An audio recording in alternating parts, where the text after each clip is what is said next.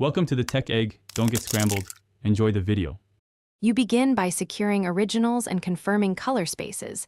This prevents accidental loss.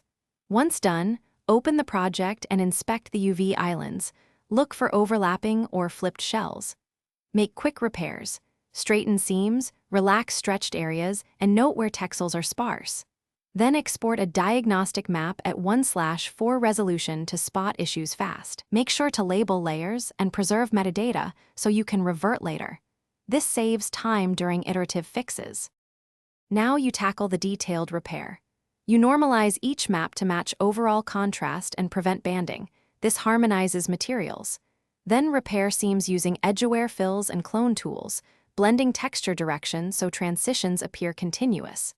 Bake missing detail, reproject high poly normals and cavity maps into the cleaned UVs, and retouch artifacts by painting in localized detail.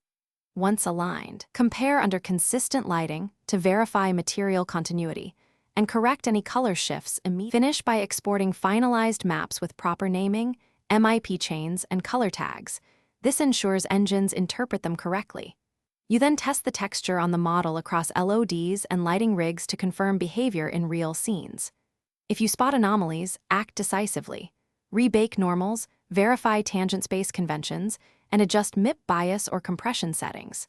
If banding or seams persist, reopen the source, retouch problem areas, and re-export. This loop resolves most stubborn artifacts. Thanks for watching. Consider subscribing if I helped unscramble your problems.